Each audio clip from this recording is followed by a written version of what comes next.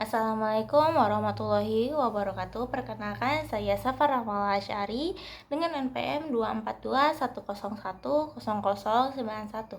Di sini saya akan membawa materi dari kelompok 2 tentang filsafat ilmu epistemologi atau sumber-sumber pengetahuan.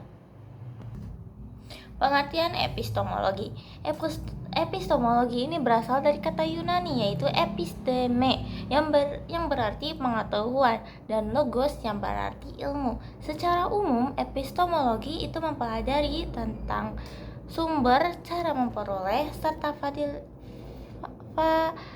validitas pengetahuan yang kita miliki.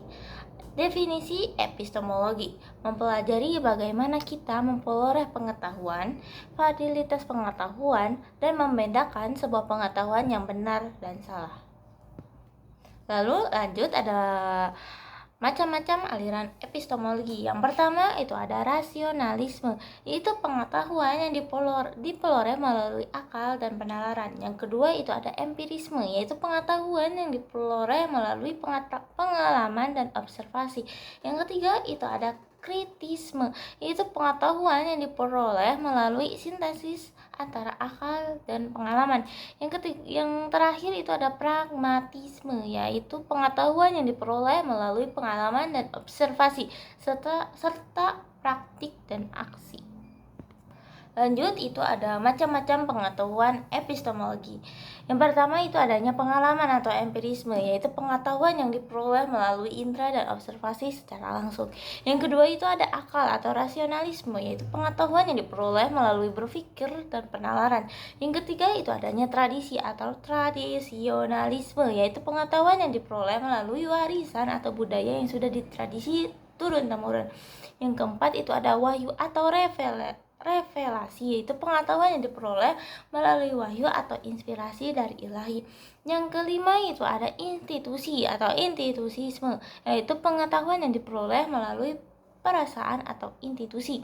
Yang keenam itu ada bahasa atau linguistik, yaitu pengetahuan yang diperoleh melalui bahasa dan komunikasi. Yang ketujuh yaitu ada sejarah atau historisisme, yaitu pengetahuan yang diperoleh melalui studi sejarah. Dan yang terakhir itu ada sosial atau sosialisme, yaitu pengetahuan yang diperoleh melalui interaksi sosial. Lanjut, ada macam-macam teori pengetahuan epistemologi.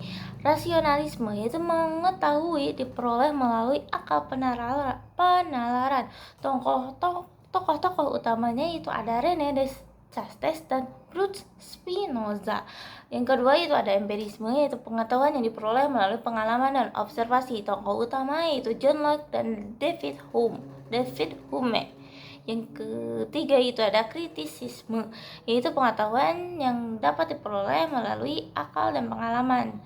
Tokoh utamanya itu ada Immanuel Kant serta John Connet Vincent. Yang keempat itu ada pragmatisme, yaitu pengetahuan yang dilalui melalui akal dan aksi, yaitu tokoh utamanya ada Charles Sanders Peirce dan William Lames. Yang kelima itu ada fenomenologi, yaitu pengetahuan yang melalui pengalaman yang subjektif. Tokoh-tokohnya itu ada Edmund Husserl serta Martin Heidegger. Yang keenam itu ada hermeneutika, yaitu pengetahuan melalui interpretasi dan penafsiran teks. Tokoh utamanya ada Friedrich Schiller, Hermann serta Hans Gerd Gadamer. Yang terakhir ada postmodernisme, yaitu pengetahuan yang tidak pasti dan bisa berubah-ubah. Tokoh utamanya itu ada Jean-François Lyotard serta Michel Foucault. Lanjut, yaitu ada macam-macam pengetahuan epistemologi. Yang pertama itu ada keterbatasan akal. Itu terbatas pada kemampuan kita untuk berpikir dan memproses sebuahnya informasi. Yang kedua itu ada keterbatasan pengalaman. Ini terbatas pada sebuah indera serta waktu. Yang ketiga itu ada keterbatasan bahasa. Ini bahasa tidak dapat mengungkapkan sebuah kompleks secara sempurna. Yang keempat ada keterbatasan pengetahuan yang telah ada. Pengetahuan yang ada terbatas dalam menjelaskan fenomena yang sangat kompleks. Yang kelima, lanjut, yaitu ada keterbatasan kemampuan memprediksi, yaitu keterbatasan dalam memprediksi sebuah peristiwa yang kompleks dan tidak terduga. Lanjut, ada keterbatasan kemampuan mengukur, yaitu terbatasnya dalam mengukur sebuah fenomena yang kompleks. Lalu yang terakhir ada keterbatasan kemampuan menganalisis, terbatas dalam menganalisis sebuah fenomena yang sangat rumit dan bisa berubah sangat cepat. Lalu yang terakhir itu adanya sebuah kesimpulan, yaitu epistemologi itu mempelajari sebuah hakikat, sumber, dan validitas pengetahuan. Berbagai aliran seperti rasionalisme, empirisme, intuisi, oralitas, dan wahyu yang memberikan sebuah pandangan yang berbeda dengan cara memperoleh pengetahuan yang sah dan benar. Setiap peristiwa itu memiliki pendekatan yang sangat unik dalam menjelaskan sebuah pengetahuan serta batas-batasan yang ada. Pemahaman epistemologi ini penting untuk mengetahui bagaimana kita membangun dan bagaimana pengetahuan dan mengevaluasi kebenarannya. Mungkin segitu saja yang bisa saya sampaikan. Maaf bila ada kesalahan maupun kekurangan. Wassalamualaikum warahmatullahi wabarakatuh.